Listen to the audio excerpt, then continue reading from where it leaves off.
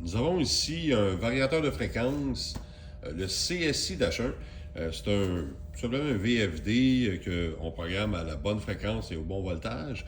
Et ça nous permet de pouvoir démarrer les compresseurs, inverters, sans problème. Bon, là, nous avons ici un compresseur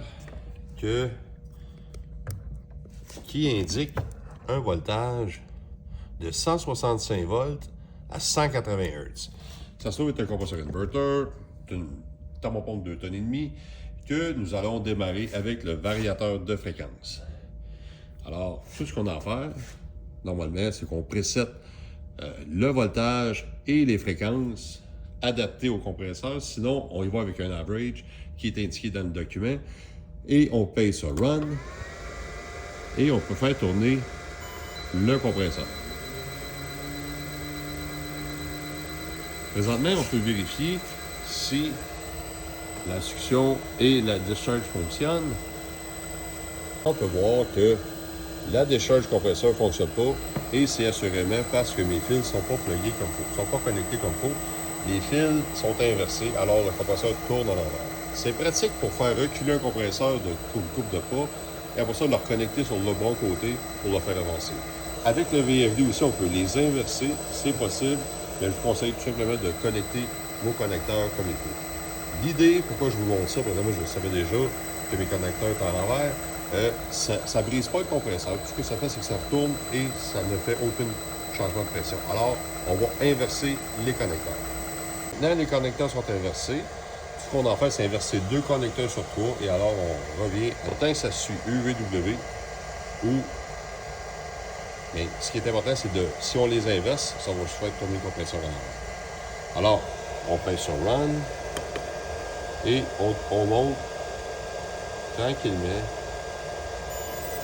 à 5 Hz. On est capable de voir ici. Est-ce que ça commence à pousser? On entend juste à 5 Hz. Ça va développer à peu près 4, 5, 6 volts. Vous voyez, la pression commence. Alors, on peut monter tranquillement à 10 Hz. Tranquillement, même jusqu'à 15 Hz. Là, je mets mon pouce sur la discharge, mais l'idée, normalement, est sur un système. Je peux simuler une pression comme ça. On voit que ça fonctionne bien. Alors, on peut monter à 20 jusqu'à 25. Encore plus de puissance. C'est très doux. La compression est très bien. Si vos fréquences et votre voltage n'est pas ajusté comme il faut selon l'appareil, ça va fonctionner, ça va barboter, mais on n'est pas censé faire plus qu'une minute de test sur ici. Bon, la pression est montée.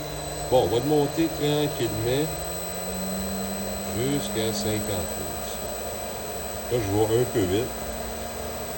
On va être à 40. On entend le compresseur fonctionner, c'est très doux. Bon, la pression est bonne.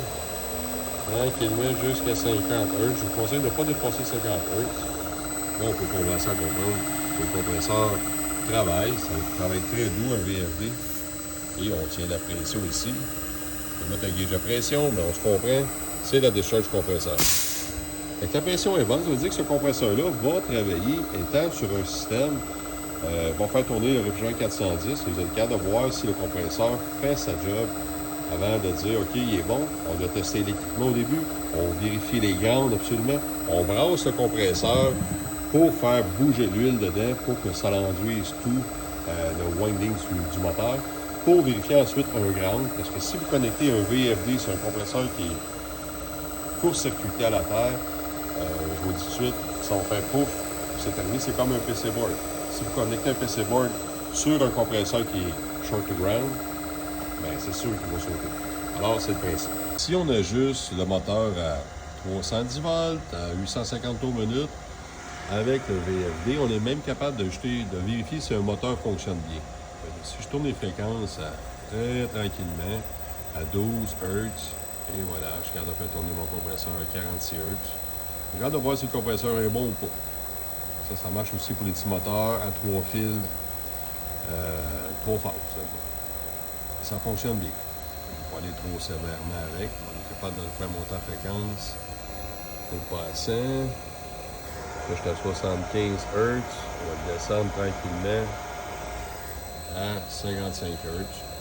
Pas mal, c'est la vitesse de croisière.